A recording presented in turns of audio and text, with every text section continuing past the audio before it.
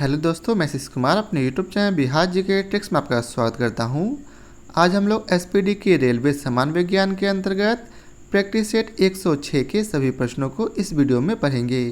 तो यदि आप लोगों ने अब तक हमारा channel Bihar GK tricks subscribe नहीं किया है तो इसे सब्सक्राइब कर लें, साथ ही बेल आइकन को जरूर दबाएं। तो आइए वीडियो को स्टार्ट करते हैं।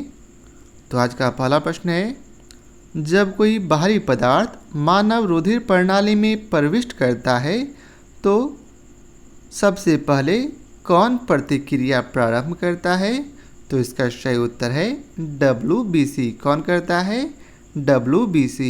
अगला प्रश्न है, कौन सा रक्त समूह सर्वग्राही है, अर्थात सबसे खून ले सकता है?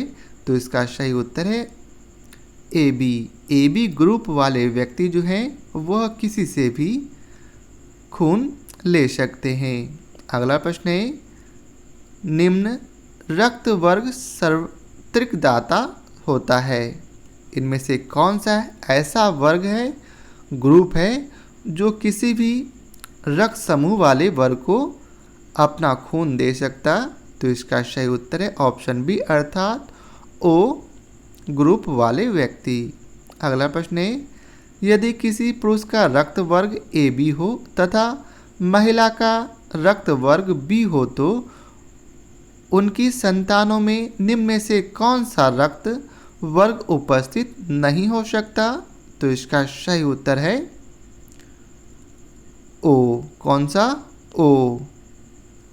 अगला प्रश्न है, यदि पिता का रक्त वर्ग A है और माता का रक्त वर्ग O हो तो बताइए कि उनके पुत्र का कौन सा रक्त वर्ग हो सकता है? तो इसका सही उत्तर है ऑप्शन सी, अर्थात O ग्रुप वाला। अगला प्रश्न है, रुधिर वर्ग B वाला व्यक्ति निरापद कौन से रुधिर वर्ग के व्यक्तियों को रक्तदान दे सकता है? तो कौन से रुधिर वर्ग के व्यक्तियों को? तो इसका सही उत्तर है रुधिर वर्ग B और AB वाले व्यक्तियों को।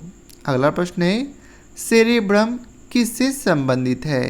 तो याद रखेंगे, सेरेब्रम जो है वह मस्तिष्क से संबंधित है। किससे? मस्तिष्क से। अगला प्रश्न है, मनुष्य के मस्तिष्क का सबसे बड़ा भाग कौन सा है?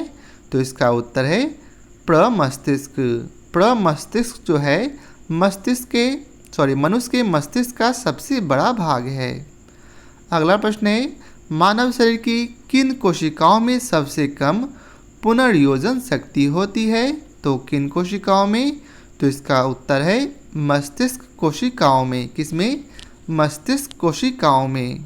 अगला प्रश्न है, मनुष्य में मेरुदंड से कितनी जोड़ी तंत्रिका निकलती है?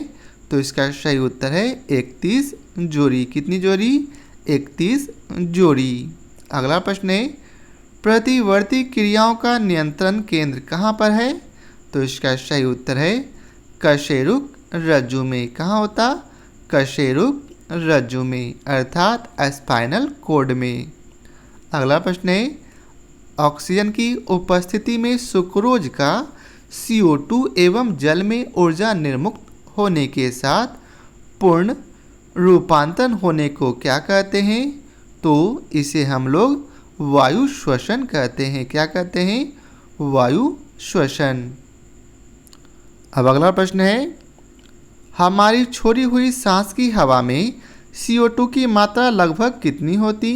तो इसका सही उत्तर है लगभग 4%। कितनी? तो लगभग 4%। अगला प्रश्न है, क्रेब चक्र में किसका संश्लेषण होता है? तो याद रखेंगे, क्रेब चक्र में पायरुविक अम्ल का संश्लेषण होता है। किसका? पायरुविक अम्ल का।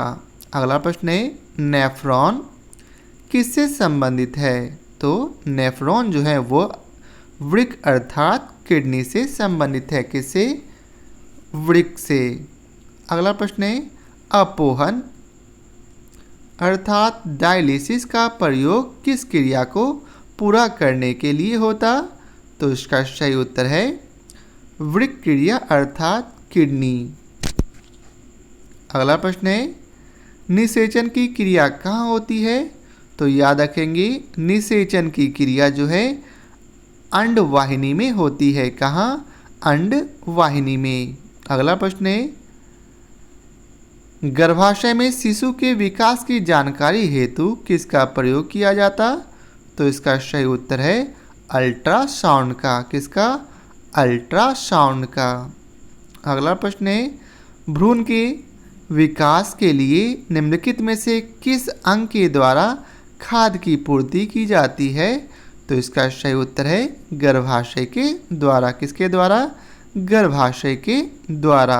अगला प्रश्न है, स्त्रियों की नसबंदी को क्या कहा जाता? तो याद रखेंगे स्त्रियों की नसबंदी को ट्यूबेक्टोमी कहा जाता है। क्या कहा जाता? ट्यूबेक्टोमी। अगला प्रश्न है, निम्नलिखित में से कौन एक ग्रंथि नहीं है? तो कौन नहीं है? तो जठर रस जो है ग्रंथि नहीं है। अगला प्रश्न है, मानव शरीर की किस ग्रंथि को मास्टर ग्रंथि कहा जाता? तो इसका सही उत्तर है पीयूष ग्रंथि को। पीयूष ग्रंथि को ही मास्टर ग्रंथि कहा जाता है। अगला प्रश्न है, मनुष्य के शरीर की सबसे छोटी ग्रंथि कौन सी है?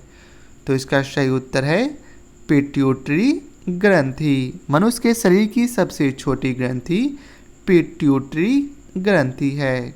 अगला प्रश्न है, गाय और भैंस के थनों से दूध उतारने के लिए किस हार्मोन की सुई लगाई जाती है? तो इसका सही उत्तर है ऑक्सीटोसिन। कौन सी? ऑक्सीटोसिन। अगला प्रश्न है, थायराइड ग्रंथि से थायरॉक्सिन स्रावित करने के लिए उत्तेजित करने वाला अंतःस्रावी हार्मोन कौन सा है? तो इसका सही उत्तर है TSH। कौन सा? TSH। अब अगला प्रश्न है, निम्नलिखित में से किसकी कुसंक्रिया के कारण मानव शरीर में मिक्सिडोमा होता है? तो किसके कारण? तो इसका सही उत्तर है अवटु ग्रंथि के कारण। किसके कारण? अवटु ग्रंथि के कारण। अगला प्रश्न है, निम्नलिखित हार्मोन में से किसमें आयोडीन होता है? तो इसका सही उत्तर है थायरॉक्सिन। किसमें? थायरॉक्सिन।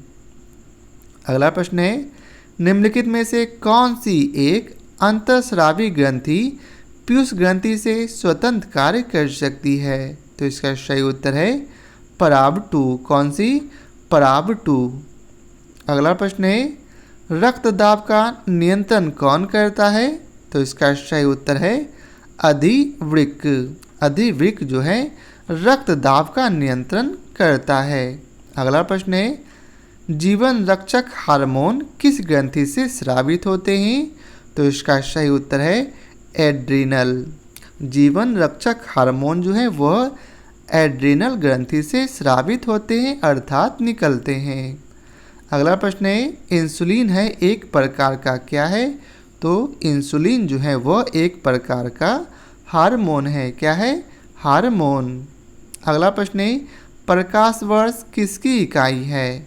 तो इसका सही उत्तर है प्रकाश वर्ष जो है वह दूरी की इकाई है। किसकी? दूरी की। अगला प्रश्न है, निम्नलिखित में से कौन सा एक हार्मोन है? तो इसका सही उत्तर है इंसुलिन जो है एक हार्मोन है। कौन? इंसुलिन। अगला प्रश्न है, कौन सी ग्रंथि इंसुलिन निस्सारण के लिए उत्तरदायी है? तो कौन सी ग्रंथि? तो इसका उत्तर है अग्नाशय ग्रंथि। कौन सी ग्रंथि? अग्नाशय ग्रंथि। अगला प्रश्न है, आँख के किस भाग पर वस्तु का प्रतिबिंब बनता है? तो इसका सही उत्तर है रेटिना पर। किस भाग पर? रेटिना पर। अगला प्रश्न है, मानव नेत्र में उपस्थित रेटिना में रंगों में विभेद के लिए उपस्थित होते हैं। कौन उपस्थित होते हैं? तो इसका सही उत्तर है कोन्स। कौन? कोन्स। अगला प्रश्न है, आइरिस का क्या कार्य है? तो आइरिस का कार्य है पुतली के आकार को नियंत्रित करना। क्या कार्य है? पुतली के आकार को नियंत्रित करना। तो यह था आज के वीडियो का आखिरी प्रश्न। आशा करता हूँ आप लोगों को हमारा यह वीडियो पसंद आया हो।